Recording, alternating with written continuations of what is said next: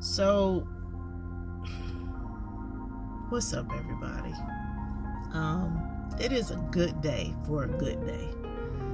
The reading the Word of God today is coming from Genesis 22, and I just have a question to pose. What happens when you feel like your promise is being taken away? Huh? What kind of question is that? All right. Well, let me break it down. In Genesis 22, God was talking to Abraham.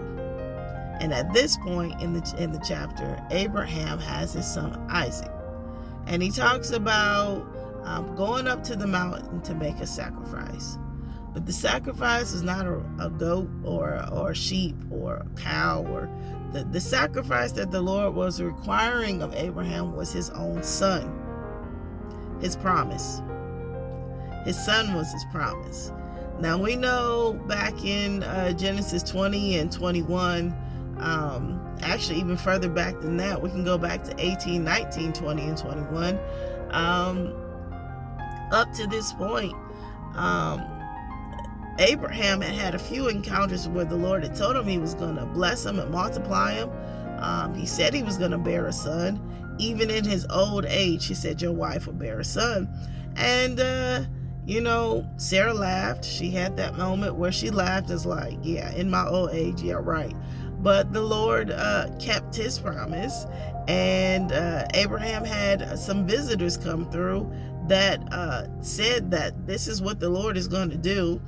And in a year's time, Sarah did bear a son, and his name was Isaac. And we know in between there were some things going on with Sarah and her handmaid Hagar, and Ishmael was born. But eventually they came to their senses and realized the Lord is going to keep his word. He is going to give you a son, and his name is Isaac. And it's not coming through your maid, it's coming through you, Sarah. And so at this point, God is asking Abraham to give up Isaac, which is a hard thing. The very thing you promised me? What do you do when the very thing that God promised you, he gives to you, and then he asks for it back? You're asking back the gift. It's almost like saying, Lord, but you gave me this gift and now you want it back. It's like going to a birthday party, giving somebody a present, saying, oh, I bought this for your birthday. And they're saying, oh, thank you. And they're enjoying it. They love it. They're like, oh my goodness, this is the best gift. And then you say, yeah, but I need it back. What? What you mean you need it back? And so the very thing that God promised Abraham, he gave to him a beautiful son. And now he's requiring that gift back, his son, as a sacrifice. What do you do with that? How do you respond when the very thing God gave you, he wants it back? I was married for 14 years, and me and my husband, I thought he was a gift from the Lord. And I truly believe marriage is a gift from the Lord. It is God ordained. It is something that he put in the earth. He set up his system, his design. And so I'm like, okay, Lord, marriage, okay, I'm 24 years old, but if that's what we're doing it. And God sent this amazing man into my life. We got married, both of us, at 24 years old. And 14 years later, he required my marriage back.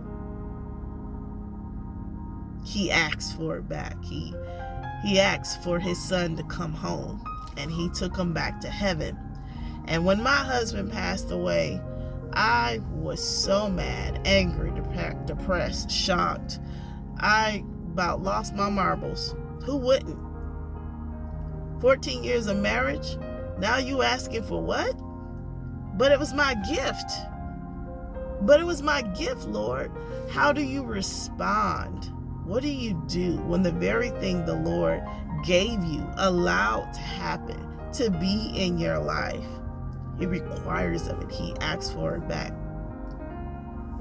One thing my husband used to say all the time, and we learned this, that ownership trumps relationship.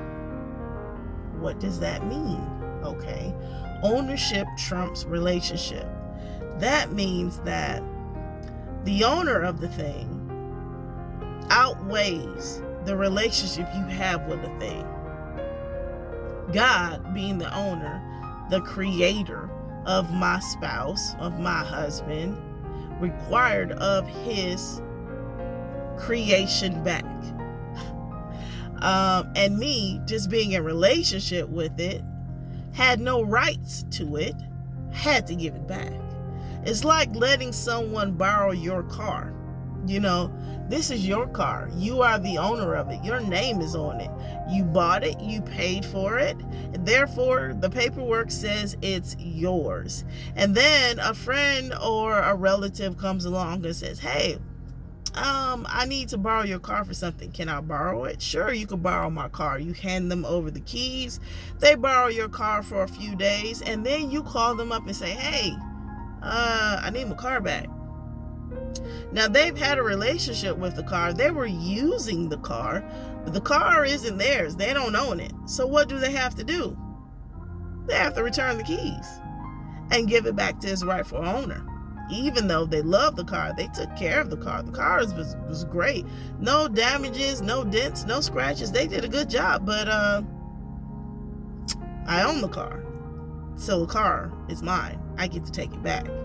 And that's exactly how it is with God being our creator, our maker. He is the owner of us. He made us in his image and his likeness. We are his children. Therefore, when he calls his children home, we don't have the right to get an attitude or be mad, or, well, we can, but it won't change a thing because we're not the owner. We just have a relationship with the thing. And that is a hard thing to swallow when the thing you feel like the Lord gave you to have a relationship with, this is my gift, this is my present, he requires and asks for that thing back. Now, that may be sacrificing. That may not be calling somebody home. It may just be sacrificing a thing, like Abraham with his son. But what I loved about Abraham's response was he didn't hesitate.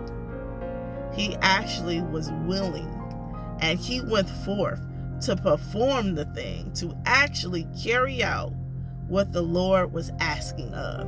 And he was going to sacrifice his prized possession, his son, his one and only son, because he loved the Lord that much, more than he loved that thing. And we have to get to that place where, Lord, I'm willing to give it up. I'm willing to let go.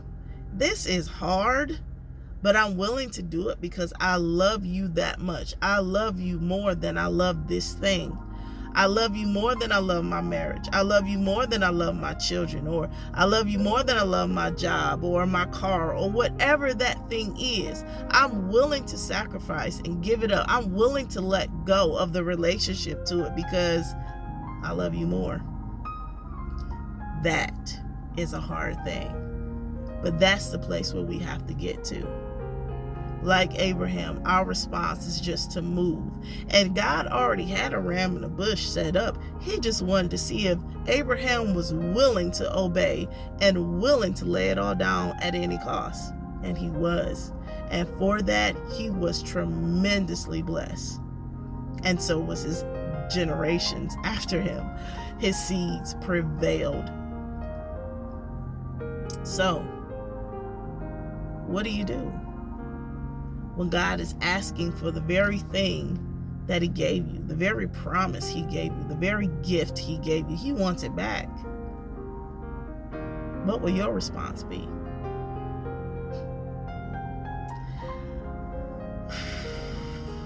It's a hard place, but we have to get to the place where we love God more than anything. and our relationship does not trump his ownership to it. So be blessed and encouraged.